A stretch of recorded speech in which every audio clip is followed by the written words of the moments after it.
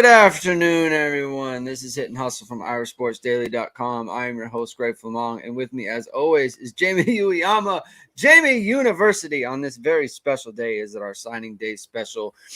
Thank you, everyone, for tuning in and joining us today. If this is your first time listening to the show, and or you're going to watch us on replay, thank you very much for watching. Thank you very much for being here. Hit the like, hit the subscribe button if you've never seen it before, and hit the notification bell so you know when we're going live every time we do that. Notre Dame for Life is in the chat. Good afternoon, Greg and Jamie. Good afternoon to you. Rajon says it was the best of times. It was the worst of times. That's a fair take. Notre Dame for Life is not working too hard today. That's fine. Feels like most people. Mitchell with some news that I was hoping to keep quiet. Greg is getting paid. It says 2M. Now, I don't know what the M is, but getting paid 2M to join Ducks 247 Thoughts. I can neither confirm nor deny that that's true. It's can't. I don't think Phil Knight pays the bills for 247. I don't think he does. Guess it's a little bit less than that. Maybe he does. Maybe he likes the show. All right, so we're going to talk about Peyton Bowen. We're going to talk about the Notre Dame 2023 recruiting class, which is a good class. And I've got, you know what? Let's do it. And NE for life. Let's do a whole bidding war. Mike Frank with the counteroffer, $3 million to stay. Absolutely. Let's do the bidding war. Let's get that going. So Notre Dame's got a good recruiting class this year. And I have a take, Jamie, before we get going. I have a take before people start we get going here and everything, and I've heard a few times, like, so now Notre Dame is, I believe, like 8th or 9th in the, amongst the various services in terms of team ranking and that sort of thing. And a lot of people are pointing out, like, oh, well, that's a Brian Kelly type class, right? And first of all, I had to throw this up. A stubborn mix. Thank you for the super chat. Take Jamie out for a nice American dinner when he is back in town. Love the content. KMG, no problem, man. We'll take Jamie out for a nice American dinner. Jamie, what is your favorite American dinner food? What is it? American dinner food? Like, I don't know, man. Just talking about like steak. I mean, I'm steakhouse. Who doesn't love steak? Everyone loves steak. Other than vegetarians, I guess. But like, give me a steak all day. Yeah. Prime rib, nice prime rib. Yeah, man. Let's go. Garlic mashed potatoes. Let's do it. Let's go. All right. So I have a take. Is a lot of people are pointing out, like, oh, Brian Kelly, like, right? He'll finish 8 or 9 in Notre Dame recruiting class and that sort of thing, and that's true, right? And that's something that so you could say, okay, Marcus Freeman's going to finish 8 or 9, and that's what Brian Kelly did. Is this just kind of like a similar BK class? And my take to that is, at first I was like, that's a fair point, right? Like, that's absolutely true. But then I thought, you know what? Like, I don't think that there is any way that in this climate that BK would have landed a top 10 class. This would have been I might not have been a top 20 class. Yeah, he would have really struggled, because I think that when you look at what Marcus Freeman was able to do, like some of the guys that they were bringing, like especially the guys on offense, right? Because you could say, like, Drake Bowen committed when Marcus Freeman was still the coach, or when Brian Kelly was still the coach and Marcus Freeman was the DC. But like Braylon James is in the class. Jaden Greathouse is in the class. I don't think Jeremiah Love's in the class.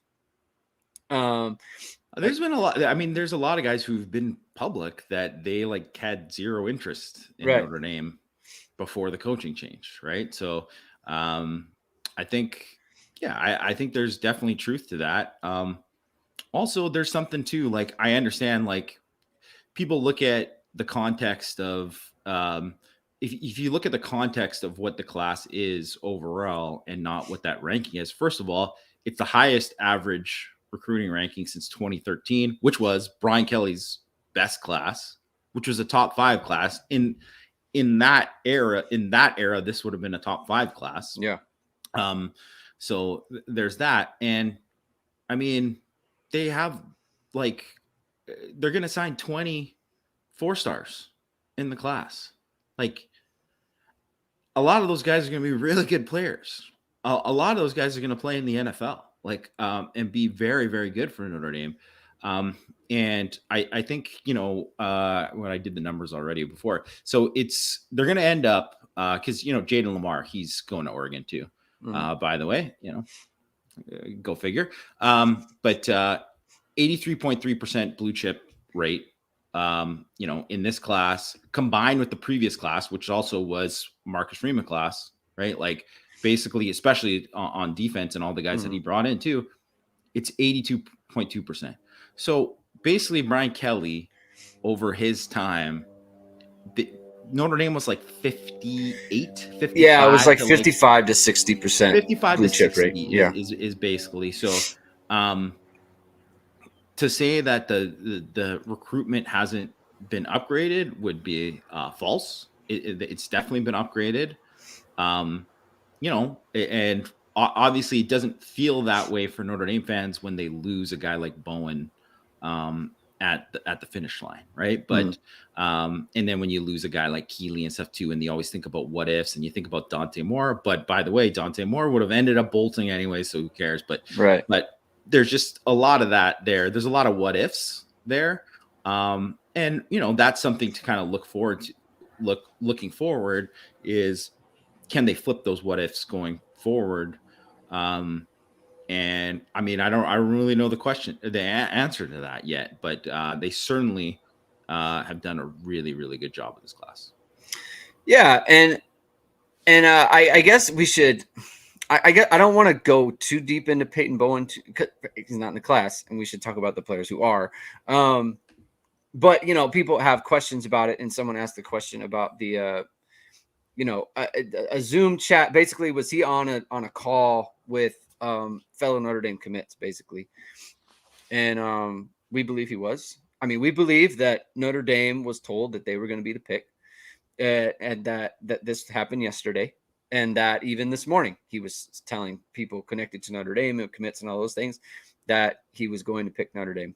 And if you watched the show, it his mom seemed, I don't know if she was like, if she knew it was going to be Oregon, and then he put on the Notre Dame hat, and then that kind of, she wanted Notre Dame.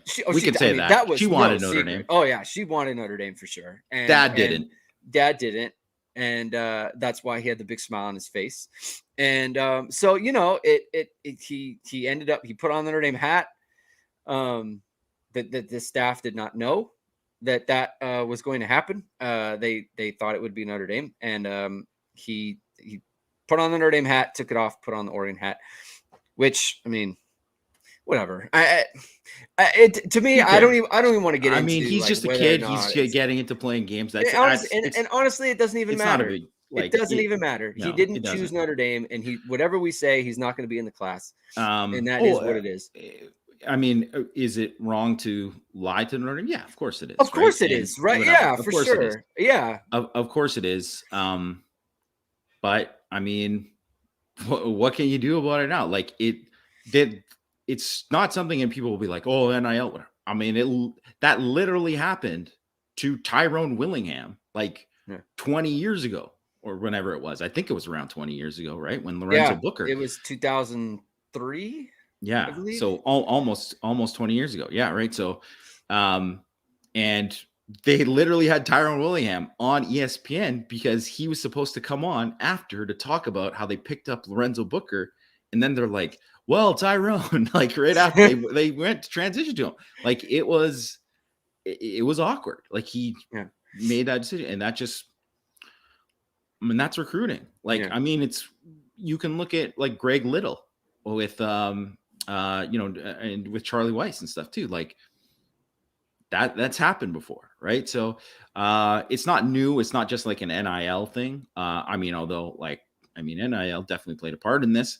But I mean, what can you do? You got to move on. And like something that we talked about earlier in the week, Notre Dame prepared for this. Like basically when they knew like things were shaky, they weren't counting on him to be in the class, because that's why they got Ben Minich. And that's why they got Brandon Hillman, who could possibly play safety, right? Like, so when they have that on top of Adon Schuler, first of all, that is already like a better safety class that Notre Dame has signed in years. And obviously it would just be put over the top if Peyton Bowen was there, but it's still a really good class there. And if they didn't do that and they were like, hey, we're not going to recruit any safeties, then that would have been a very Brian Kelly move and they would have been screwed. Yeah. You know what? Why don't we stay on the topic of safeties? And everyone, Elliot Pierce, you have a question and I started, so I'm going to get to that later. But I want to talk about some of the players in the class because Jamie's talking about the safeties and how they kind of rebounded from, Peyton Bowen. He was wavering. He'd been wavering basically all year. And so they went out and picked up Ben Minnick, and they went out and they picked up Brandon Hillman. Why don't you talk about Minnick really quick, because you had a story that came out, I believe it was yesterday, on regrades for the 2023 class, and Ben Minnick was on one of those guys. So tell us about Ben Minnick and what you saw from him as a senior, and what kind of player you think he can be for Notre Dame. Yeah, I really liked him when, because he was a guy like around invasion time that was, maybe was going to work out. He didn't end up working out there. I believe he came to like one of the position camps later on. But so he was on the radar then, and then they offered him and he ended up obviously committing like fairly soon after. And at the time he was kind of a 3-star commit, but I really liked his film and I was high on him from the start. Obviously you see like he's a guy who closes on the football. He finds the football. He's got great instincts. He's fluid. He's a good tackler. I think he's a guy who's going to gain a lot of weight. He's thin right now and he's going to be able to put on weight.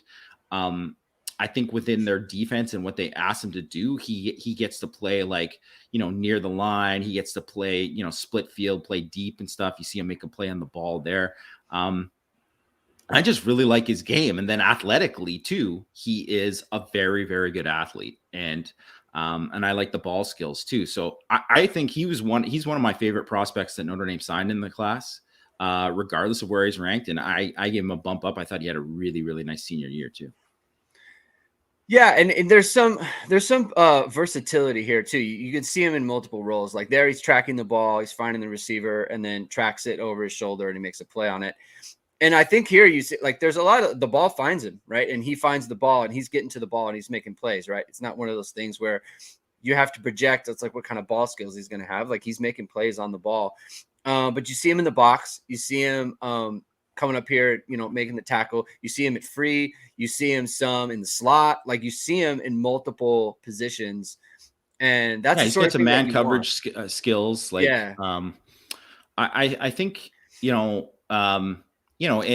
someone's saying like, yeah, of course he's not a straight up replacement for Bowen. And the point is that they weren't going to ever replace Peyton Bowen. You're not going to get. There wasn't another 5-star safety that was going to be available, right? Like, because Peyton Bowen, let's be honest. I'd be shocked if he doesn't start for Oregon next year or play like a ton, right? And he would have done that at Notre Dame too. I'm not saying that Ben Minnick is going to play right away, but Ben Minnick, I think down the road is going to be a very good player for Notre Dame. Like he's got NFL potential, and is he going to be as good as Peyton Bowen? Probably not. But I still think he's going to be a very good player and better than. Look at what Notre Dame had at safety right now. I think he's a guy who projects to be better than most of the safeties on Notre Dame's roster right now. Right. Yeah, and it's not about like losing Peyton Bowen is bad because you want a good player on your roster, but you still need like you still need other good players. Yeah, you gotta have other good players. And here's the thing about like all the BK classes and that sort of thing too. Like it's not the players that Notre Dame signed. It's the players that they don't sign, and that's the problem. And so Peyton Bowen is like that. They didn't get him, and that's the problem on its own. But Ben Minnick, it's not like he's a bad player. And like he signed with Notre Dame, and I think people were excited at the time, even when Peyton Bowen was in the class. You need players who are versatile. You need players who could fill multiple roles, who they can be. I don't want to say utility guys, but just like. You can use him in multiple spots, and I think he's someone that is able to do that. And since we're talking about, let's stay on the safeties, right? And let's go to Don Schuler, who's another one who is like, we were talking about how he dropped in the rankings. Like he dropped like 150 spots, and it's just, he's the same guy. And to me, I see him play, and he plays with urgency. He plays with suddenness. He finds the ball. He has good ball skills. I think for me, the only thing is like, it's the size in terms of like, he's not like, he's around the same size as Ben Minich, but he's not like a huge guy. And it's like, you question like, how fast is he? Right. But like, to me, he plays with enough urgency to where it's like, I don't have a ton of concerns about his overall speed. What do you see there, Jamie? Yeah, I think he's got good instincts, good recognition. I think he's another guy who's like a really good football player. And like, you don't just go and, I mean, the guy made 183 tackles the last 2 years. That's a lot. You know, he's 9 interceptions the last 2 years. Like, he finds the football.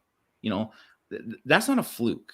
You know, when guys do that routinely, you know, in multiple years in high school, a lot of times too, like, you're looking for like certain traits that translate too, but you're also looking for production, guys that can, you know, that can be playmakers. And I think he's a playmaker. Look at him come downhill here, right? Like, and I know I wouldn't say he's like, you know, I doubt he'll ever be like a 4.4 guy, but he can run, right? Yeah. I think he can run. I think he's severely underrated.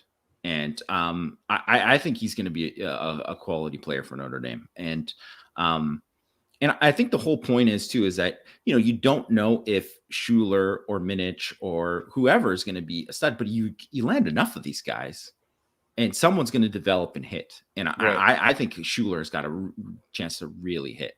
And I would say Minich, I probably think, has a little bit more fluidity to him, I think, and a little bit more maybe straight ahead speed. But I think certainly, like, if you're going to just say just straight up football player, and I think Minich is a good football player, but I mean, Schuler, I think, is one of the best pure football players in the class. I think Schuler is now what Xavier Watts has turned into, you know, and I think that's that type of guy. Yes. Now. Yeah. I think that's what that's what he'll be. If they put him on the field, like, he'll play just like Xavier Watts is right now. Like, that's what I see. And I think Xavier Watts has room to grow, and I think Don Schuler would have room to grow as well. So, like, that's the type of guy that you need in the back right now. Obviously, there's not that you watch him, you don't see that huge upside, right? Like, here he's playing quarterback, right? So that's like good versatility. And by the way, as a safety, you need to be able to read out things like you would as a quarterback. Like, you need to be able to read out run plays in the back end the same you would as a Wildcat quarterback. Like, so that skill translates on both sides of the ball, which for me is something that I really look for. I think a lot of Notre Dame safeties have struggled in that area. Just kind of like Brandon Joseph, for example. I thought he struggled in that area this year, and I think that's somewhere where Don Schuler excels. So that's just something that I noticed about him, and that's kind of another thing that excites me. And the last one we talk about, maybe the highest upside of all of them, is Brandon Hillman, the latest commitment that they got out of Virginia. And I put this on the board last week, but I had someone who was formerly in the industry, is no longer in the industry, sent me a message just out of the blue, right? Like, I wasn't talking to him or asking him anything. It's just like, hey, he sent me a message like, hey, who's this kid that from Virginia that Notre Dame just picked up? Who is that? And I said, oh, it must be Brandon Hillman. Like, he's the one from Virginia. He's like, I know coaches out here, and they're all very upset that he got out of the state, right? Like, in the last guy that they like kind of were on, that they wanted to land and they didn't, was like an athlete, was kind of under the radar guy, was Claypool. And I was like, oh, that's interesting, you know. And I ran that by because he knows Mike Frank, the owner of Irish Sports Daily, and I asked him about it. He's like, yeah, this guy, like, he knows football, right? So this is someone from, like, I didn't solicit it. Someone came to me with it. It wasn't something that I asked about. And so Brandon Hillman, a lot of people are excited about him, and I've got some clips of him playing defense, and you can see why, man. Like, this, he's a really good athlete, man. And it was what do you see from him, Jamie? I mean, he's a missile, right? I mean, you'll Yeah. just see how this guy approaches things. Like, I mean, just aggression. Like, there's just some people that have that where they like literally like hit through people. And Yeah. I mean, he's one of those dudes, right? And um, I mean, look at him explode on this, like how quick he closes on the blitz, right? Like, Yeah. um, to me, he's the most intriguing guy in the entire class, Mm. right? Like, whether or not he plays offense or defense, maybe the Bowen thing ends up pushing him towards defense, just because I think they need more numbers at safety, or at least maybe at the start there. Mm. Um, but I mean, I think he's an electric athlete. Anyone who sees what he does on offense too, I mean, the guy can flat out run. He hurdles guys and keeps running full speed. Like, look at him close down this angle here. Like, Yeah. I mean, he is a big time athlete, and the guy that he reminded me of the most was Jeremiah Wosu-Koromoa, right? And ironically, he's actually bigger than JOK was when he was in high school, but in the same kind of sense where he all you saw from his film and you didn't know, like JOK, I think it was obvious, like they were recruiting him for Rover. I thought he was a perfect fit at Rover. He was just a guy who basically played a Rover type of position on defense, but he was like, sometimes he'd be deep safety, sometimes he'd be lined up near the line rushing the passer. So on offense, I think he was like off Virginia, 5A or whatever thing, like offensive player of the year. And Hillman, it's just those wow plays, right? And that's what you just see from Hillman again and again, right? Again and again from him. So I think you have to have a certain mentality to be able to play, safety, to be able to play defense in general. And he's got that mentality. And then he's got just elite athleticism. I mean, you talked about the ability to hit through people, and that is very much a JOK thing, right? He just for some reason he was able to bring his hips, and he would just destroy people, and that is you see Brandon Hillman doing that a ton, right? And if there was a player in this class who you could say like, okay, like he really like mitigates the hurt of losing someone like Peyton Bowen, it is Brandon Hillman. Like he has the upside. Right now there's a lower floor because it's like, can he learn the position, right? It's not easy to learn how to play safety at a super high level, and he needs to do that. But if someone was going to I think he has the physical traits for it, right? And it's just obviously it's one of those things where it has to happen. All right, Jamie, who are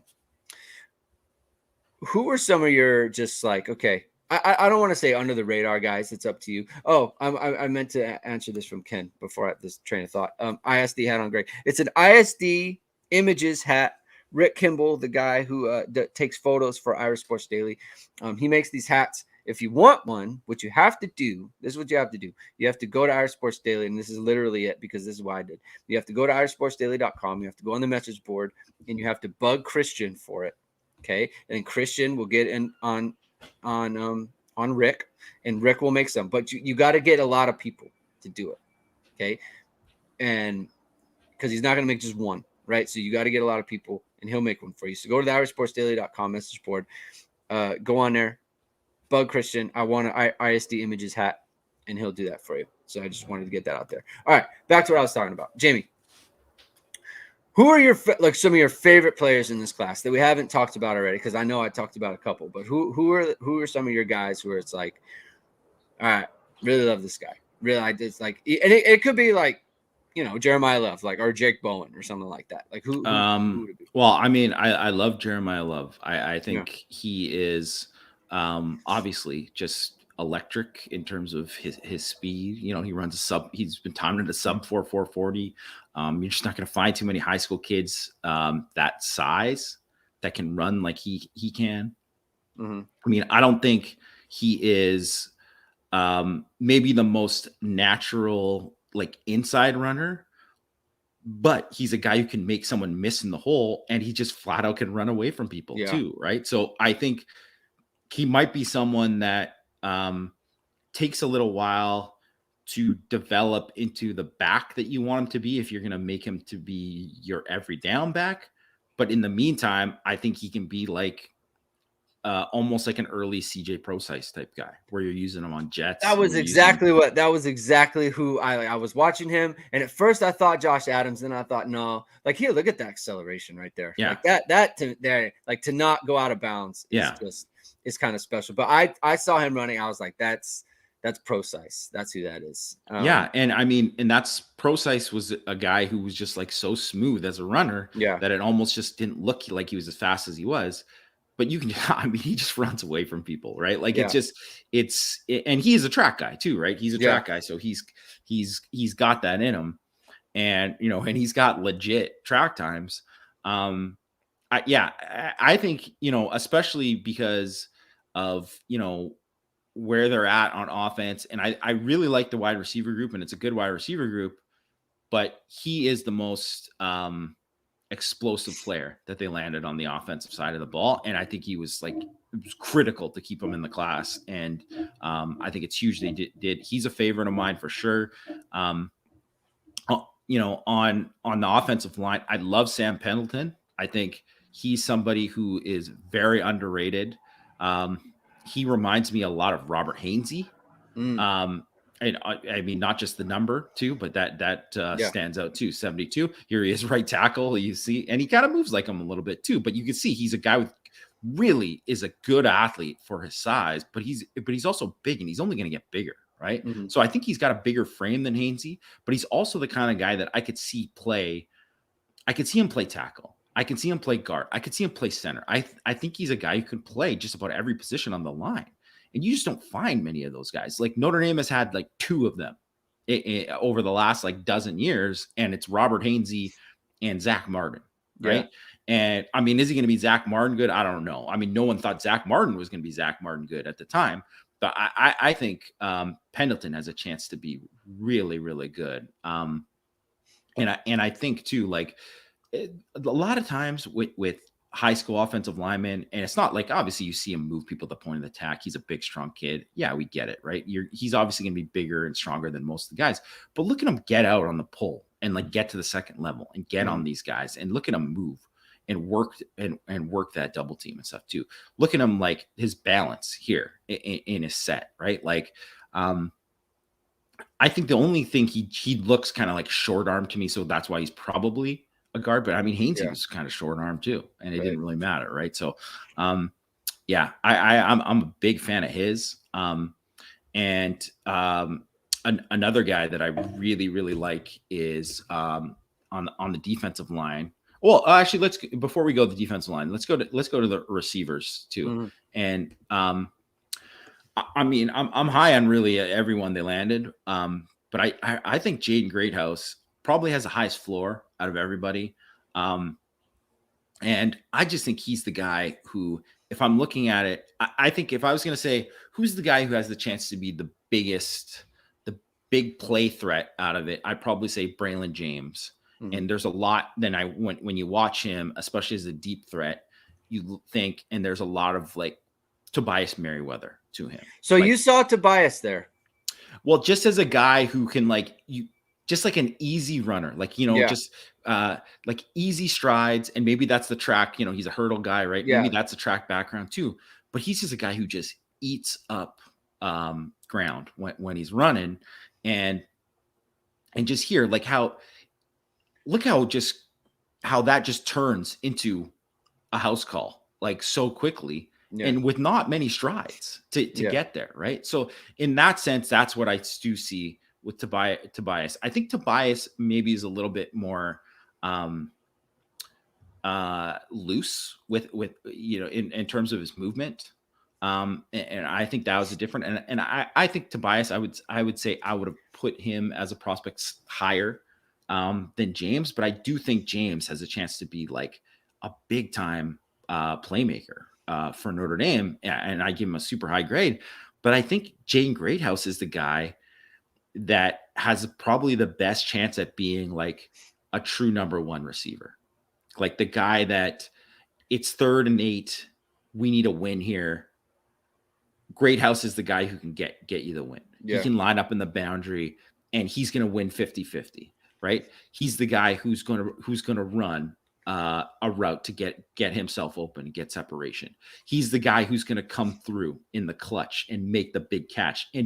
And maybe it doesn't look like he's faster than the guy, but he's going to get enough separation to beat people deep. And I mean, he's just incredibly productive. He's literally the most has the most yards, most catches, the most prolific receiver in the history of his high school, which has like produced like a ton of talent, guys who've gone on to big time college football careers, big time NFL careers.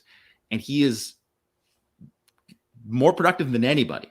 He scored 30 touchdowns in the last 2 years. That's not nothing. Yeah.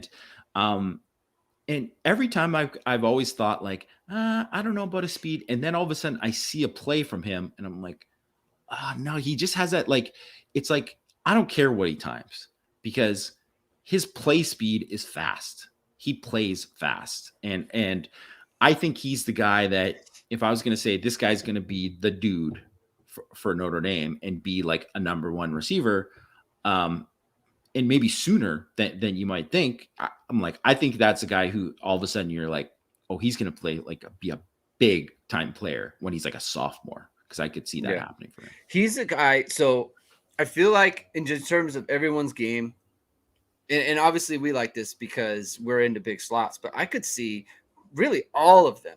Yeah. Right. With Rico Flores, I could really see Rico Flores in the slot. Oh yeah. But like Braylon James, they put him in the slot. Caleb Smith gets put in the slot. Right. And I could see Greathouse in there too, but Greathouse is the one to me where he's the one who has the mentality. Like, put me on a boundary and give me Sauce Gardner. Like, I want to go against that guy. Right. Yeah. And he's the one with that kind of mentality, I think. And because of the production, like right? Almost like a DeAndre Hopkins type of, like I'm that guy, like, or like Anquan Boldin or something. Yeah. Yeah. Something like that. And I don't like, it's just like you were saying about the speed. You watch him play, and I'm like, man, I don't know if he's fast. But then why is he returning all these punts for touchdowns? Yes. Why is he doing that? Like why is he always all these catch and run plays? Like last year, right? Why is he scoring multiple 50, 60-yard touchdowns? Right. Like why does that keep happening? Like last year, like CJ Williams was ranked so much higher than him, right? And it's like CJ Williams, they're similar players in terms of like they were both crafty route runners and that sort of thing. But like CJ Williams was like everything was at the point of the catch. He was always catching the ball, like catch it down, right? Catching the ball in the end zone. Great catch in the end zone. Great job. But like you're not getting anything after that. Wasn't a punt returner. Wasn't a kickoff guy. And it's like not going to be a tackle breaker, or Greathouse could be a tackle breaker. Right. He is a tackle breaker. Yeah. Like it's not even projection. Like he was that. And so like to me, I just at some point you have to say, like Kyron is a perfect example. It's like, you know what? Kyron is not fast. Why did he go 91 yards then? Yeah. If the guy can hit home runs, it doesn't matter how fast he is. If he's doing it, he's doing it. There's nothing you can say, So at some point you just have to say to yourself, you know what? The guy is a baller and he knows how to play the game. And it's just like, that's just a good get. Yeah. And that's where I'm at. Yeah. And Rajon, brought up production wise, Notre Dame needs a TJ Jones type freshman year for one of the receivers. And I think this is the kind of class where they might be able to get it, right? From one of them. From one of them, right? I mean, you're not going to get multiple. Well, who? Okay. Greathouse is early enrollee, right? Greathouse here. Let me, I think Braylon James is. I'm almost positive about that. Okay, so Braylon James, Greathouse, and Rico are all, okay. And I mean, those would be the three picks that you would say have the best chance of competing early, and we might as well just kind of be in transition to Rico, who I do have questions about his like top end speed and how. And where his ceiling is, right? But I think he's the kind of guy who has a very high floor, has a very high floor, and you can tell he's well coached. You can tell that this guy already understands like leverage, technique, strong hands, and which is why you kind of envision him, playing in the slot and really doing and thriving, right? Knowing when to sit in a zone and knowing all these things, like running option routes and just, like feasting, right? And like he's someone that, I mean, I wouldn't even be surprised if he was the guy who not started, but like was our first guy who kind of made a bigger impact as a freshman than the other guys. And then maybe the other guys pass him later on. But I do think, I mean, I think he's a really good player. He's just kind of overlooked in the class because I think, they got some better ones, right? Yeah. I just, to me, he's not someone. It's like you feel like, okay, like no one's gonna make. I don't think he's gonna make anyone's list of like instant impact. Like, oh, he's definitely gonna play as a freshman, but like year two, like Jaden Thomas, right? Like you wouldn't have thought anything of him, but then it's like, hey, look at this guy. Like, look at him in his second spring, like made a bunch of plays, and now Jaden Thomas has like this bright future, and he looks really good. Like I could now you might say he might be a stud in year 3. Yeah, right. Like if you were like, I think we would have thought very similar to Jaden Thomas as we would have to Rico Flores, right? In my opinion. And so if you see what Jaden Thomas did this year and then, what you think he could do moving forward, like I think that could be Rico Flores for sure. And if that's, your third, fourth guy, and it's not in terms of ranking, but just in terms of number. Yeah. Right. It's like, that's a good outcome for Notre Dame. And that's where it's at. All right, Jamie, where do you want to go with next on this one? Do you want to stay kind of on offense? Do you want to go like quarterback? You want to talk about Kenny Minchie? I think, okay, we should talk about Minchie because really, I mean, he might end up being the key to the class, really, right? Like it always comes down to, I mean, you're going to build all these guys, build a program around all the players that you have, but you have to have a top end quarterback. You have to, right? And I think if Notre Dame had a better quarterback this year, they're not 8-4, right? Yeah. That's just not happening, right? And like, I mean, obviously, just in the bucket. This guy makes some throws, man. He really does. Probably some of the most impressive, like, just dropping dimes type throws that you're gonna see. Super risky move by that guy bringing the ball over his head there. Like that throw right there. That throw right there. The pocket movement and just the flick of the wrist. Like, I mean, this guy has as much upside as the majority of the top quarterbacks in the class. And to me, he's like maybe not a top 5 quarterback in the class, but he's like, if not top 5, he's like 6th. I think he's probably a little bit because I think he's got a higher ceiling than a lot of some of the other guys. And it's accuracy, deep ball accuracy, touch, pocket movement. I think he has a chance to be really, really good. And obviously Tommy Rees was super complimentary of him when they, when he talked right after Freeman. And I think, he's not going to be someone who is, I mean, I can't remember. Somebody compared him to Caleb Williams, which was like ridiculous because I don't think, there's basically Patrick Mahomes and Caleb Williams are like very similar type players, and those guys are unicorns, right? Yeah. And I wouldn't put him there, although, you see him like, look, the guy can run. He can do some of that, right? But in saying that, like, I think if you put him in the right offense, like, look at how many throws there were this year where we talked about, like, the call was there. Yeah. You just got to make the throw. You got to make the throw. The read was there. Make the throw. And this guy can make those throws. He's capable of making those throws. So I'm really excited about his upside. I know people will get more excited about CJ Carr because he's a higher rated player right now. And obviously Minchie missed a good portion of his senior season. But I mean, Minchie's a guy kind of similar to kind of Steve Angeli, where people kind of forget. And then, I mean, don't count him out of being in the mix. I mean, he has got the talent to be like a quality starter. and be a guy like who, helps elevate the other guys around him. You know what? I was watching him just there. He really reminded me of like just a guy. Like there's so much chaos kind of around him. Like he gets the ball and it's like an RPO and he pulls it and there's like people coming and he just kind of like is chill and someone's coming from over here and he just flicks it. Yeah. And it's like doesn't even notice it. It's like, yeah, it's not a thing that I'm worried about. I'm worried about this going over here. Yeah, he's not looking at the rush. Right. Like that kind of poise, like I just think is really like it reflects a calmness during the play, being able to analyze. And I just think that's so important in this era of just like the decision making that's post snap and everything. Yeah. And I don't know if many people watch the Manningcast, on Monday Night Football this week, but obviously it was fun when those guys get to do a game where there's, a really good quarterback. And I mean, all you can say about Aaron Rodgers, he's not having the type of year that he has normally, but he's still Aaron Rodgers in a lot of ways. And they just showed so many examples of like him just manipulating safeties with his eyes and this next level stuff. But the biggest thing was they're like, he has so much chaos around him all the time. He never looks at the rush.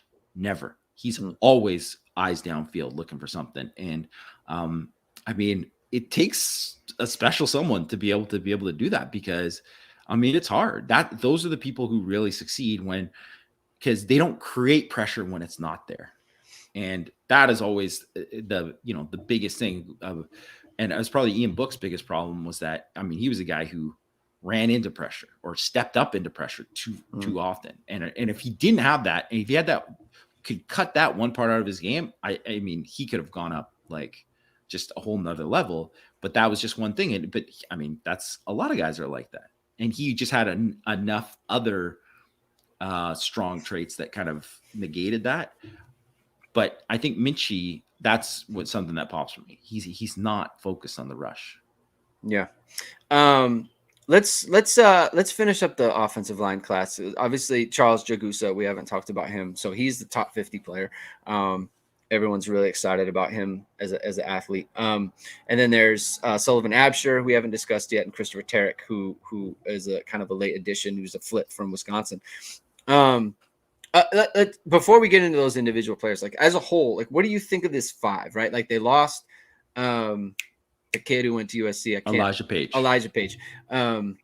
They lost him, and then they were kind of replaced him with Tarek. I think they're different players, though. It's like not like a 1-for-1 replacement. But what do you think of this line as a whole? Right, this is the Harry Hiestan's first full class. Since coming back, like what do you think of them? Right, like I know you think a lot of Sam Pendleton, right? And I think Charles Jagusa, I think everyone's really excited about. Well, where are you at with the rest of those guys? So I won't go too deep into Jagusa because, like you said, everybody knows he's highly rated. Yeah. I mean, I will say, obviously, the guy's a beast, and he's a big time wrestler as well. I don't think he's a tackle. I think he's a guard, but I think he could be a very, very quality guard, the type of guard that could be an All-American, right? I wouldn't put him at the Quentin Nelson type of prospect, but he's the next level down, which is still All-American, right? Like, and Aaron Banks is the kind of guy that I can think, but probably, further along and not going to have the weight problems that Banks had to deal with early on. I really like Joe Otting. I mean, he is a big time athlete for a center.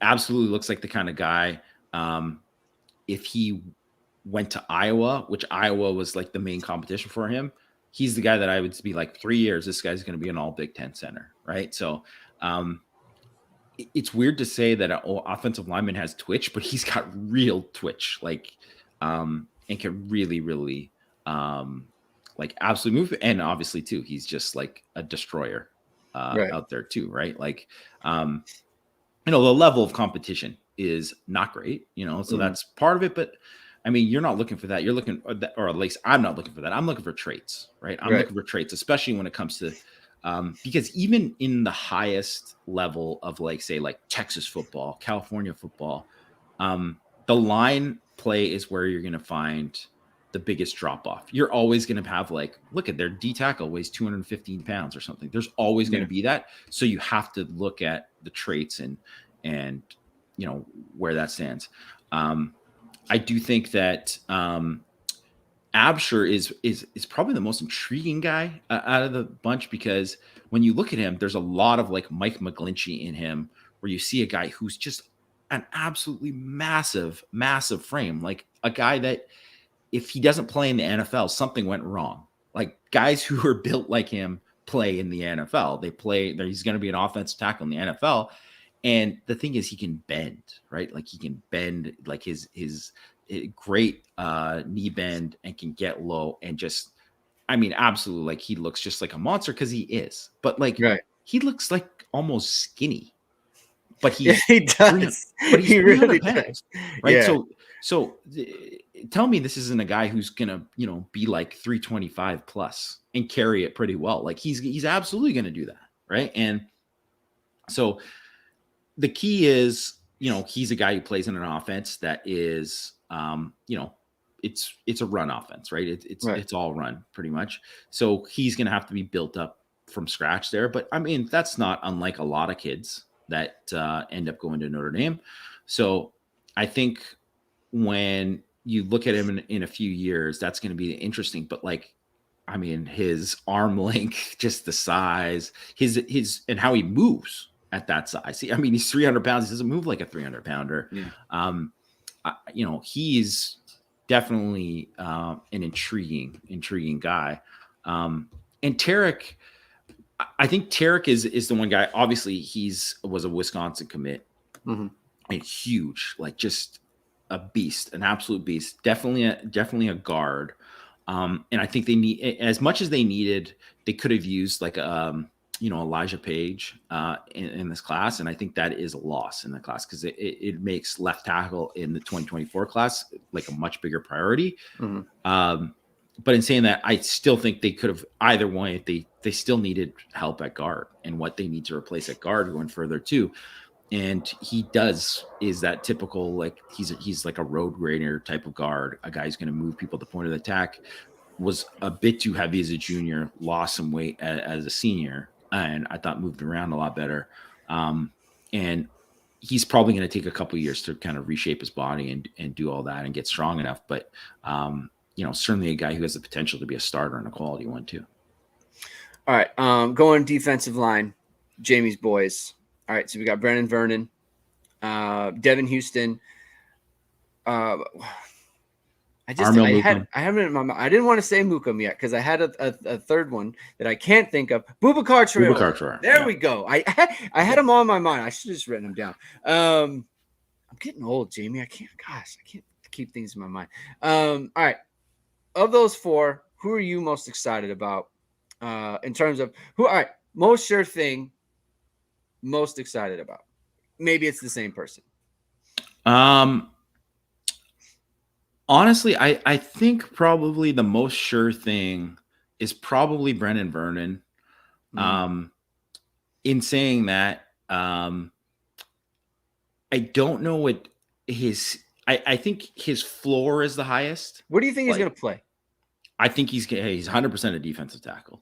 He's 100% a defensive tackle. Probably a 3-tech. Okay. Might end up growing into a nose. No one wants to. Let's be honest. Everyone who plays D line, no one wants to play nose. Right. No one wants to play. No one grows up and says, "Man, you know who's my favorite player growing up? Gilbert Brown." No one wants to play nose guard. No one wants to play nose guard. Everyone wants to be Reggie White, right? Everyone wants to be Reggie White. No one wants to be Gilbert Brown, right? So, no one wants to have to eat those double teams all day, right? So he's someone that I think is going to play, and I think he's going to be a very good player against the run, like a very good player against the run. He's big, strong at the point of attack. My big question for him is what's his ceiling as a pass rusher? Because I don't think I think he's a little bit stiff. You know, not a guy who is super explosive laterally. Like he's going to win as a pass rusher, he's going to have to be like just win with power and be one of those kind of guys. And I mean, not saying there's a lot of guys who've made a healthy living winning with power the whole time. But in saying that, I don't know if he's going to be a guy who's going to be like a go-to guy on third down. And I'm interested to kind of see that. And obviously, I only saw bits and pieces of his senior film. He wasn't a guy who shared a lot of senior film. So I'm really interested to see. But I think he's probably the safest out of the group. I think the guy with the high ceiling, I mean, probably is Boubacar. Because of his like freakish like frame and just like how like long he is. He's got some twitch. I think that's something that you can just see all the pieces there of him developing into this guy. I mean, in saying that, it's a lot of flashes and it's not enough. And then you hear from people who have watched him in that Massachusetts area, the New England area, who are like, this guy he's got this potential, but he's not close to that yet. So I think he's got a ways to go. And I think it's arguable that maybe that Arno Mukum might have just as high a ceiling as him. I really like Mukum. Yeah. I think that was a great identification by Al Washington to get in on them. That's a big time flip, because I think he was supposed to go to Stanford, so that's a guy you keep away from a player that you're going to play all the time. And he's got real twitch. And I think one of the things, so you see him obviously get penetration and chase this dude down. This quarterback's chase is pretty fast, right? Like, yeah. And here, okay, reactive athleticism. To go back, like, there's so many guys the play is over for there. Yeah. Right. The play is over for there. And you see him lined up across the line, and I'm not 100% sure where he's going to be. He might be a guy who's 3-tech. I mean, I just love that first step there. Just love the first step and love the motor. Look at that. Just explosive, just lateral step inside there. Like, I think this guy, I mean, to me, he was a guy that was like, oh, he looked like a project. And the Notre Dame comp for him is Ade Ogundeji, right? Mm-hmm. But in saying that, he is much further along and is a much better prospect than Ogundeji was when he was in high school. Yeah. So he, to me, is more of like the David Ojabo type, the kid who went to Michigan and then ended up being a second-round pick. He was going to be a first-round pick, but then he tore his Achilles in the pre-draft process. But like, he was like a very, very good defensive end for them. And in terms of just like raw ability and twitch, I think that's where he's at. And if you told me that this kid was one of the best guys in the class, he's kind of in the Hillman type where I'm like, a really good late eval. If you told me he was like one of the top 5 players in the class, 3 years from now, I wouldn't be shocked at all. I think he has that kind of potential. Yeah. I mean, I don't know. It's hard. You look at him and it's just like you said, like the first step, it's just kind of like, it just pops. It just pops out, and that's what you want to see. You always want to see pop. Like some guys, you see them and it's just like I remember, and he's turned into a good player. So it's not like a negative thing, but, Nana, when Nana was coming out, like he was like a top, like when he first committed, he was like top 100 guy, or top 150. And I was like, I don't know if I see that. Like, I don't know. Like, I don't know. He has a physical. He had the physical traits you look for, but he was a guy. Especially, I remember his senior film, and I was just so underwhelmed by his senior film because I was like, oh, this guy, he's far away. Yeah, and it's kind of proven to be like he was far away, and now I think he's like been developed into a quality player, right? But he's never quite developed into the pass rusher that people thought he was going to. I remember people being like, "Oh yeah, he's going to play Viper." I'm like, this guy is not a Viper. Like, he's not. Like, that's just not his body type. And so that's where I would say like Boubacar is almost in the Nana. He's in that kind of range, right? Where you're like, I just don't know, how close he is. And maybe he might be the kind of guy that you see in person and you're just wowed by him. But I think he's going to take some time. Well, like how close, like how good is it really? Like, what am I hoping for, kind of thing? Like that's what you wonder is like, what am I like? Ade, I mean, that you turn an NFL player, right? Yeah. Like, I don't know. But I mean, the other thing you remember with him is it took time, right? Yeah. It took time, and obviously there was guys in front of him there, and you have Aquara and Khalid Kareem and Dalen Hayes and stuff. So it wasn't like there was like a rush to get him on the field. Maybe he would have been sooner, but he didn't really become a rotation guy until year 3. Didn't really, even in year 4, only really started at the end of the year because of injury, even though he was good enough to be a starter then. And obviously his 5th year, he was great, right? He was really good. But I mean, it was like step by step by step, and then he got there. So, I mean, that's what's going to be with a lot of these guys, right? So like Devin Houston kind of transitioning to him too. He's someone that I think, because he's probably going to be a nose for Notre Dame, and now he's a guy who like kind of moves all over the line, plays a little bit of end and stuff too. I mean, that's going to be a transition for him. That's going to be a transition for him. I think he's got a chance to be, a 300-pound guy, a big guy. He's much longer than some of the other noses that they've had recently too. So I love that about him. But I don't think he's a guy who is probably going to be in the rotation. Yeah, I mean, definitely not in year 1. Year 2 might even be pushing it, but like year 3, I think you could see like, oh, this guy's gonna be a player, right? Like, and that's how it tends to go with a lot of guys. People kind of forget because everyone just gets excited about guys who are obviously, and he's a 4-star prospect. He's a good prospect, and I think probably has more upside as a pass rusher than you'd see from a lot of guys who play. Jamie, someone who I think is incredibly becoming underrated is Drake Bowen. He's been in the class for so long. I think people it's kind of forgot. It's almost like he's treated like oh, he's at all the games and stuff, like he's just the recruiter guy. Like, he's a great football player, and I have a take, Jamie, that I don't know. God, he just decapitated that dude. He just killed this guy. You know what, man? Like, if people okay, let me ask you a question. Why did people think that? Why was Manti Te'o a top 5 prospect? What, like, why was he? Let me ask you this: was it because people thought he was like a 4.5 guy? No, he was just a tremendous football player. Like, he was physical. Like, I mean, he had so many highlight hits and he just made so many plays. I mean, go back and watch his high school highlights. Oh no, I've seen it. I've seen it. Yeah, for sure. No, I'm just talking about to the general people who are watching. Like, if you haven't seen it in years, go back and watch those Manti Te'o. He was a 5-star for a reason. The guy was phenomenal, and it was also a different game then too. He was like 240 pounds. Yeah. High school kid who was crushing guys. Also like pick sixes. I mean, he was that dude. He was that dude, and he proved to be that dude at Notre Dame, right?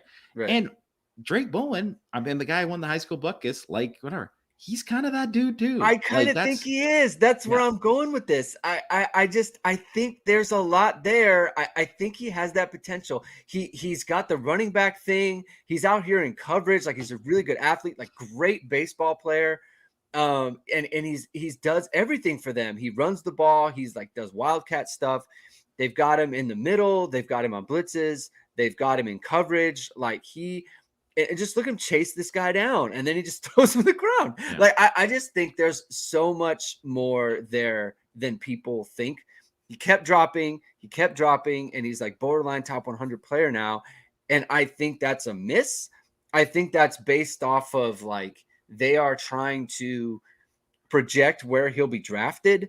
And I simply do not care about that. I really don't care. I care about what is this guy going to be like when he plays for Notre Dame? What is he going to be like playing college football? We're going into college. Like, I just think. What are you doing this for? That doesn't make any sense. Yeah, I understand. Like, whatever, guys who end up good in college play in the NFL. That part makes sense, right? But and a lot of times too, if you have NFL traits, you're going to trend that part. Yeah, I get, right. But like Zach Harrison. Like, I'm still waiting for him to be that guy. Yeah. That he was a good player. He ended up being a good player, but he was never 5-star good. He was never Chase Young, and people acted like he was going to be Chase Young, at Ohio State, right? And anyone who watched him, I watched him I got to see him for years at camps, in like regional Nike camps. And then at the opening, he got to go 2 years in a row, and obviously watch his high school film and all that too. And he was a guy that you could tell, like, he was freakish in terms of his athleticism, and he was like, oh my God, can you see this guy run track? He ran a 10, whatever, blah, blah, blah. But there was something missing with him on the field. And it took him like 4 or 5 years to find it at Ohio State. And some guys never find it, right? And Yeah. I mean, Drake Bowen, I mean, he's got it. He's got Yeah. that it. He's Yes. a really good football player. And I would say, like, I don't think he is an elite athlete. Like, he's not like the top-notch athlete, but like, there's something to be said for a guy who is a very good athlete, and just an incredibly great football player. Yeah. And a guy who understands how to get skinny as a blitzer. The guy who understands who, like, literally just form tackles and will pile drive a dude.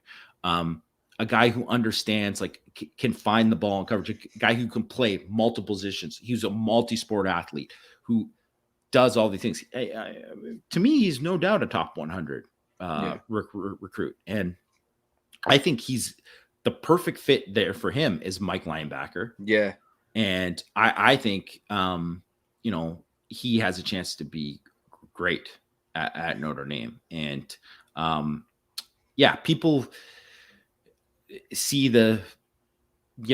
all the other stuff that goes along with it in terms of like, look at this guy as a recruiter, and he's the local guy. He's Braxton Cave, he's Blake Fisher, he's doing all this, missed stuff, right?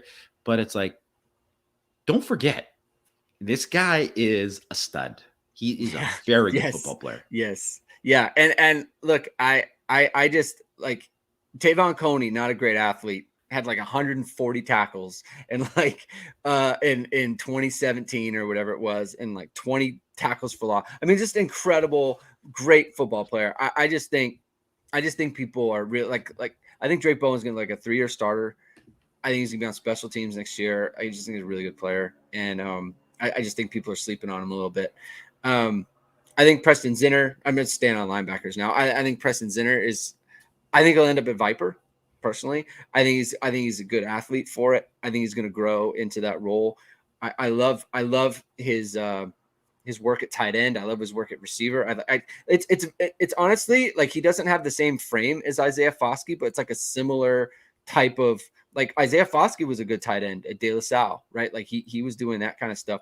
I could totally see Zinter growing into that. I don't want him to get too big, because then you lose some of that elasticity that I think makes him like kind of project him to play in that spot.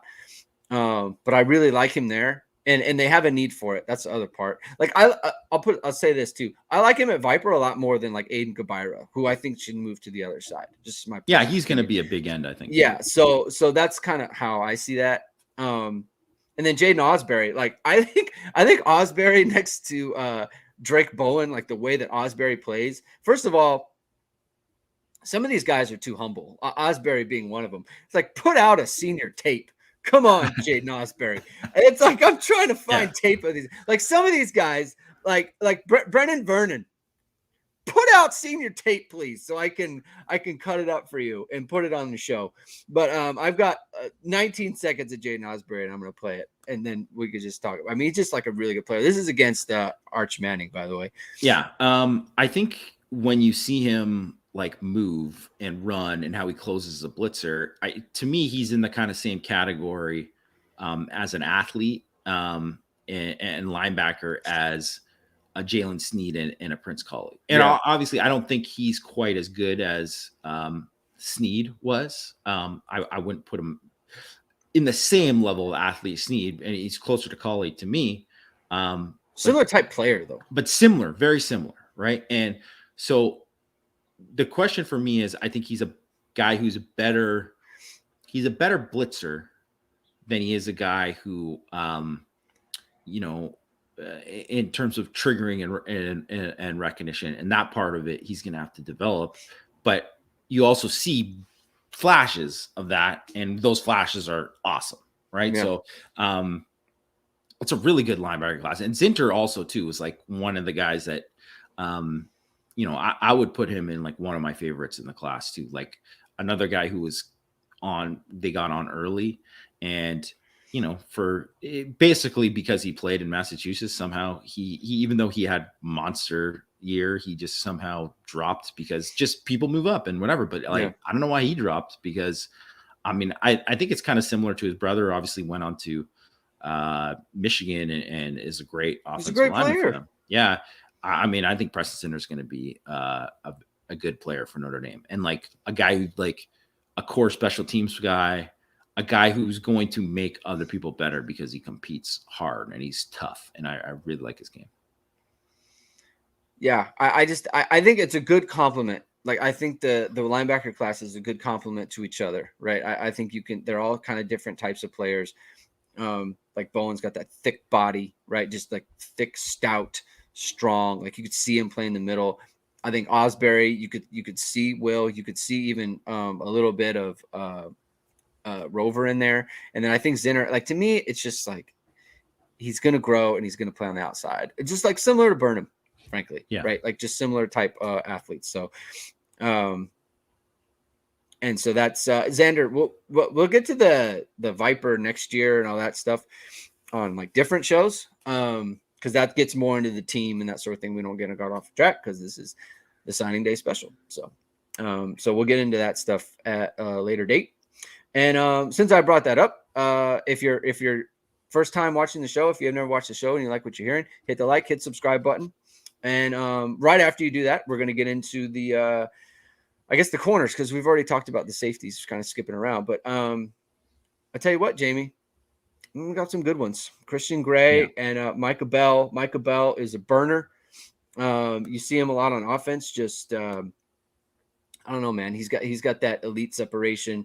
And Christian Gray is a top 100 caliber corner. Very long. Plays the field. I think probably a like very similar, in my opinion, to Cam Hart.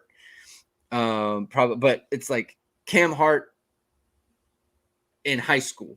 Like Cam Hart, like because like Cam Hart like now more advanced. Yeah, like he is what Cam Hart is now as a high school player in terms of style of play. Like Cam Hart was a receiver in high school, so that there was a lot of growth there.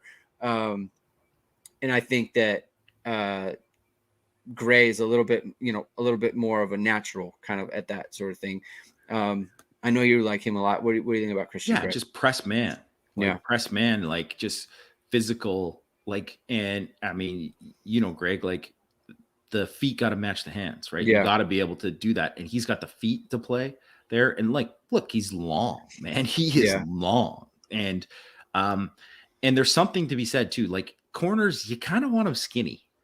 You don't want them to be too thick, right? Mm-hmm. Like it's like the Richard Sherman types, mm-hmm. You want more of that build, and he's got that kind of build, that kind of skinny ankles, the skinny, like, Ben Morrison. Yes, exactly. Right. And I and he's certainly a guy who I think who can do a lot of different, like here he's playing off and, does a nice job on the double move here. But I think press man is where I see like him excelling and being really, really good for Notre Dame, and to kind of give them another option there, especially too, right? Like, I think when you're talking about having a guy like Morrison and then having a guy like Gray in back-to-back classes, like that's like pretty exciting. Yeah. That's very exciting for Notre Dame. And I mean, and also too, I think you see some of the stuff, especially when just some of the snippets you see with him playing as,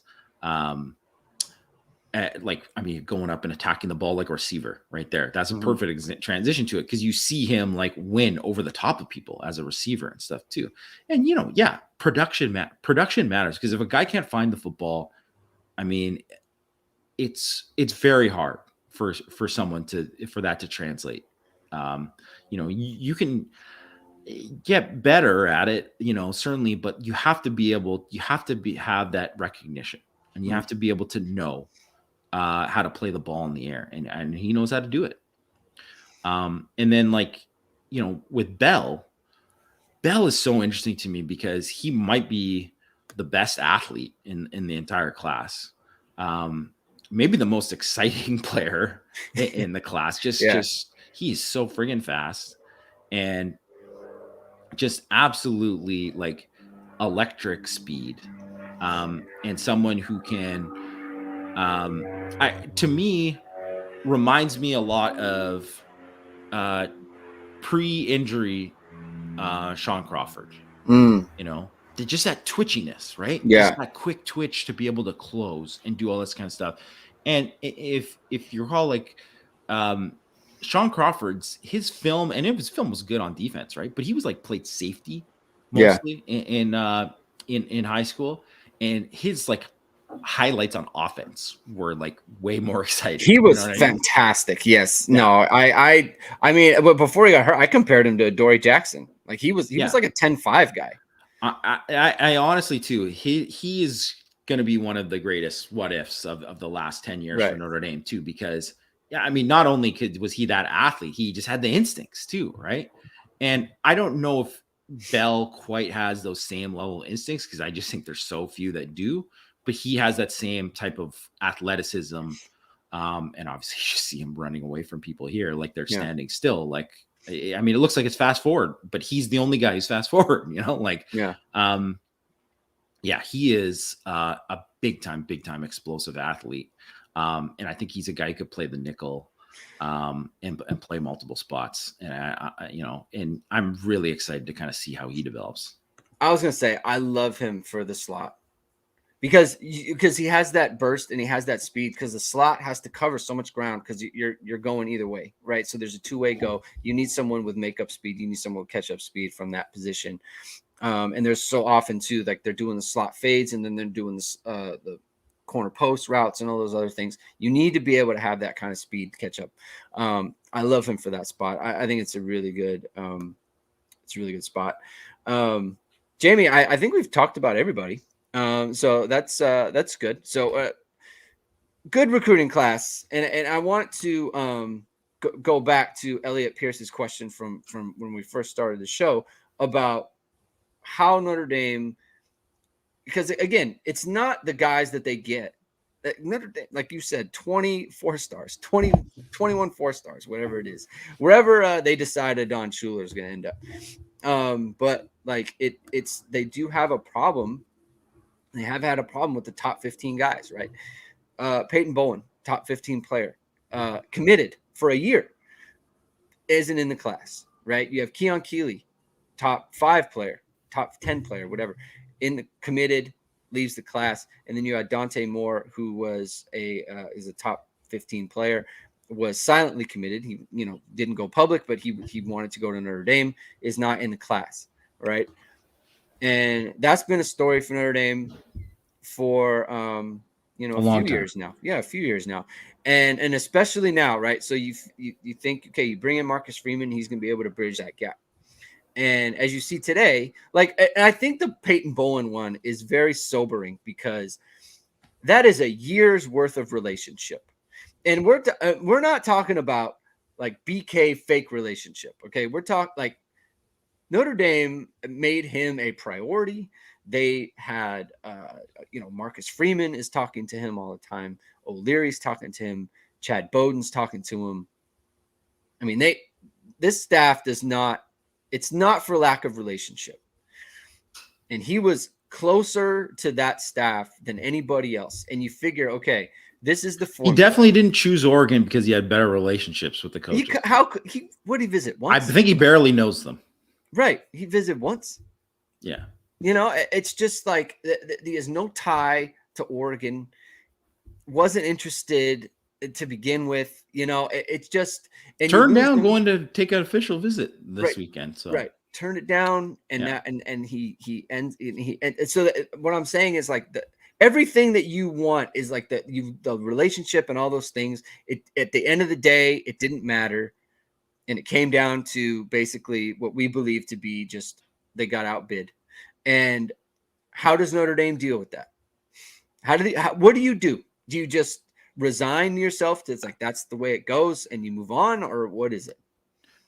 No, I think you still, I mean, whoever the coach is, Marcus Freeman or whoever, like, and I know Marcus Freeman will still, you still have to go after those guys. And you still For have to go sure. after those. And you find out, and there's some guys right away who are going to be whatever. And the problem is obviously is other people get involved in it. And then all of a sudden, where you're like, oh, like I didn't think it was going to be this way with Keon Keeley, or I didn't think it was going to be this way with Peyton Bowen. And then it turned into that. Like you still have to go after those guys. And those guys, to be fair, weren't like Peyton Bowen was a 4-star and a pretty high one. Like he was like a, borderline top 100 kid, probably like top 150 or something like that. But he certainly wasn't a top 15 guy in the class when Notre Dame got him committed. Right. And when Keeley was like a low 4-star, like barely, maybe even a 3-star actually when he committed and then, rose up like obviously he had a meteoric rise. So, I mean, they're supposed to not be able to identify these good football players who seem like good fits for Notre Dame. Like they got to go after those guys. Right. So, I mean, it becomes a question of whether or not are you going to play that game? Are you going to get involved in the game? Are there going to be people who are running collectives for Notre Dame that decide like, we want to win a championship. So in order to do that, we got to be able to get in the game with more of these guys. So that's what we're going to do. Right. So that's one way to do it. And the other way is, doing your best to try to find out like right away, like, I mean, almost being blunt about it. Like, listen, if this is what's going on, and this is what you're going to look for, or is this something that you're going to get later? Is this what it's going to come down to? Like, I mean, you don't want to be straight up being like, does your family need money or whatever? Like, you don't want to be like that, but like you kind of got to be blunt about it and be honest about like, listen, this is what we offer.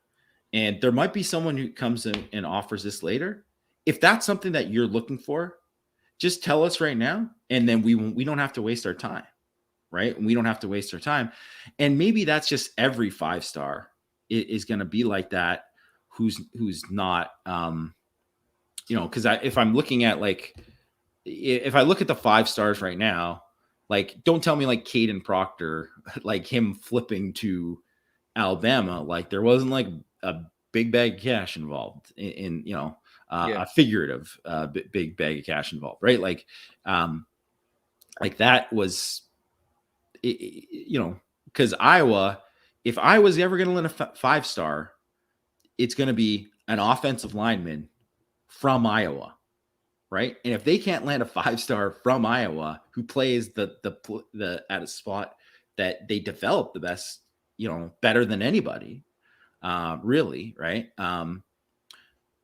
Especially when it comes to like the guys, homegrown guys, then, what can you do with that? Right? What can you do with that? Maybe you can't do anything. Maybe you just have to get into that game in order to play it. And so I guess like it comes down to like, are these people who saw what happened with Peyton Bowen and Keon Keeley and whatnot, are they going to react to that and say like, this is what we need?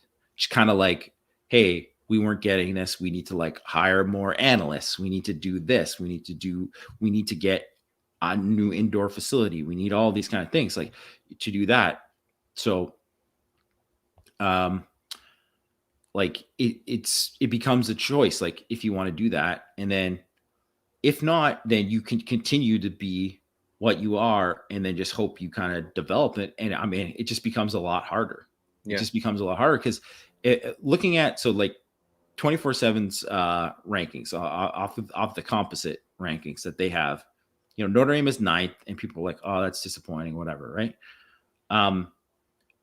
It's them and Florida are the only programs that don't have a 5-star committed out of the top 15. They're the only programs. Everyone else in the top 15 has at least one 5-star, and they're one of the only ones, right? And obviously, I mean, Notre Dame had 2 committed, right? 3 technically, Publicly, I guess, publicly. right? Yeah, 3 technically, right? So, and obviously that changes how you view the class. That all of a sudden boosts Notre Dame to a top 5 class. Like they go from 9th to like 4th or whatever, they're 3rd or whatever. So you still have to aim for that. And what do you have to do to achieve that? And if it's just eliminating guys like that right away, and maybe you'll just never be able to do that and all be a bidding war. But I also kind of think that, and sorry, and this is now I'm kind of rambling here, but if you look at where things are, and if it kind of stays where it is in terms of like, you know, obviously bidding war on flips and whatever, and you hear these, I mean, screw you, Pat Narduzzi and Mac Brown, these guys, like, and name names if you're going to do it. And no, you're not going to name names because you play that game too. Like, don't act like you're all innocent. Because if you didn't, you would 100% say, and if you knew, you would say it, right? So, you know, I don't want to get to that point, but like, there might be a point where all of a sudden it's like, if these guys are getting paid this much, why can't they go pro after being a freshman? Yeah. Kind of like how it is in college basketball. Yeah. Like, why not? Like, you know, and obviously Notre Dame hasn't had many guys that could go. Like, you could say, like, argue like Kyle Hamilton and like Michael Mayer could have been guys who left after their sophomore year. And they easily, I mean, Kyle Hamilton might have been able to leave after his freshman year, right? Like, you might have been one of the rare guys to do it. There's not many guys like that at Notre Dame, but I mean, don't tell me Will Anderson. Like, I mean, that guy should have been in the league already, right? Bryce Young could have been in the league this year, right? Caleb Williams should be first overall pick this year, right? If he was going to think, there's all these guys, and maybe the NIL just kind of keeps that keeps people at bay. But if they really want something to change, I would almost be fighting for that and push that, because Notre Dame is going to end up winning in that battle, because they're going to have more guys who pick Notre Dame to try to get the degree, who are at least going to stick around for try to get their degree in 3 years, and if they're good enough, bounce, right? So, I I don't know, you know, what we're going to see, and maybe it just depends, and also just it depends on the people around them and who's influencing them. Who are the people that are there? Because, like, I mean, no one was talking about Keon Keeley's uncle before his uncle came into the picture, right? And then that just all of a sudden that just flipped. Right. Rajon said Notre Dame must have offered the best NIL deal they could have. Yeah. I mean, the thing is it's not like Notre Dame doesn't have an NIL operation. They do, right? They do. It's different for them in that they say, this is what Michael Mayer does. This is what Kyle Hamilton did. This is what Isaiah Foskey did. This is how you can make money. Those guys do a good job from what we understand, right? I mean, we don't know figures because people don't talk. Yeah, from what we've heard, you know. From what we heard, those guys do really well, like really well. Okay. And so it's not that it's not that Notre Dame isn't offering money. It's just a different type of, like, there's no third party involved. There's no of the stuff. And here's the other part. Here's the other part too, right? Is that Notre Dame is like this in all facets of the program. Look at Marcus Freeman. Like, he took less to come to Notre Dame. And now, granted, Notre Dame stepped up. And that's another part too. It's like Notre Dame, to get Marcus Freeman, you got to step up and make it close. That's how you got Marcus Freeman. That's how you retain Tommy Rees. That's how you get all these coaches. That's how you get all of them. That's how the game works. You have to at least make it close. And those coaches are human beings, just like Peyton Bowen is, and just like everybody else. And so Mike Elko, that's just to get specific into it. That's exactly what happened. They said Mike Elko, they were like, hey, this is whatever. And then Notre Dame's like, okay, we'll match it. And then A&M came over the top and was like, here, we'll give you $2 million a year. And Mike Elko was like, I'm taking that. Right. Because he knew that Notre Dame wasn't whatever. And it really is no different than any of the stuff that's going on with all of these guys right now. And if you look at it just even beyond college football, right, is that like if you follow golf, right, and there's the PGA Tour and then there's Live, right? Live is offering money that you like these golfers couldn't even imagine, right? Yeah. Just up front. And it's kind of like it's similar to NIL in that it's without rationale. You're not there is no way that Live can sustain a profitable business model with the money that they're paying. But they want the players. And so we will do whatever we have to do. And some of these players, like said, I'm not going to Live. And the guys who do sell out. And then those guys end up going. Why? Because Live matched their number. Yeah. And that's just the way it goes. And how does the PGA? So then what did the PGA Tour do? They said, okay, we can't pay them this, but we are going to do all these other things to improve the situation so that our stars stay. That was what they did, right? And so, like, it's not even an advocation that I'm making for Notre Dame to do. It's just like a matter of fact. Notre Dame has to do something. That's what's going on in golf right now. That's what's going on. It's not the exact same, but there's something similar going on in college football right now. Notre Dame has to do something to make it so that the top guys, it doesn't matter who, Dante Moore, Keon Keeley, Peyton Bowen, all come different parts of the country, all in different situations, all did the same thing for the same reason. And I'm not saying it's wrong. It's not a judgment. It's just a fact. And it's not that it's just that Notre Dame, so what I'm saying is it's not that Notre Dame can pinpoint it to, it was because of their situation here or their situation there. It was all situations. It was across the board. And so they need to think about, what are we going to do to separate you can't just say education anymore. You can't. You just can't. It's clear you can't, right? It's not even an opinion. It's the thing is you can say it to some people because that's whatever. There's some people that they're going to value that more than others. And that's just why, there's been years, like way before Jim Harbaugh went there, when Stanford sucked. But they were would land 2 5-stars in a class. And you're like, why? Because it's Stanford. And that's why, right? So there are going to be maybe some people who value that more than getting whatever. And maybe some people don't need the money, right? They don't need the money, or they're like, I don't care. Or they look further ahead and they see the value in it and in that education and what that's going to give them, or the networking and all this kind of stuff, right? But I think most of the kids, especially because when there's other influences around them, and it's not even the kids, it's more of the influences around them that are going to say well, this is what you're worth to somebody here. So I'm not worth that to you. Right. And that's what it just ends up coming down to. Because believe me, Oregon was not even, Notre Dame is obviously upset about what happened, but Oklahoma's definitely upset too. They were we thought they had them, right? Oklahoma got third. They weren't on the table. Yeah, I know. Yeah. Right. So it's and tough.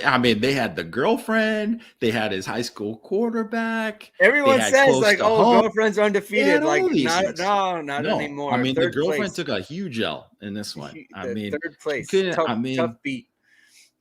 Although they needed to add a bag with that. Her boyfriend did get a bag, so maybe that worked out for her. Yeah. Well. All right, Jamie. We're gonna call it. It was a good show. I had a good time. It's a good recruiting class for Notre Dame. We're going to talk more about these guys going forward. And look, some of them, they'll be on campus very soon, right? And we'll be talked about them on the field and that sort of thing, and winter conditioning. Thank you everyone for tuning in. We're going to have more portal stuff, bowl stuff. Next week, Notre Dame plays a football game, Jamie. We didn't even get to talk about Caleb Smith grad transfer today. We didn't even get to talk about Caleb Smith grad transfer that we'll move on to in the next show. Maybe we'll get that on Friday. We'll see, Jamie. We'll see what we can do. Sometime soon we'll get that out. So yeah, we got that. We got the bowl game next weekend or next week, which is exciting. We got to break that down. We got to get fully into that. So you're going to what you want to do is you want to hit the like, hit the subscribe button, and hit the notification bell so you know we're going live. You're going to want to tune into that. Check out irishsportsdaily.com. Go to the front page. Go to the premium subscribe section. Sign up.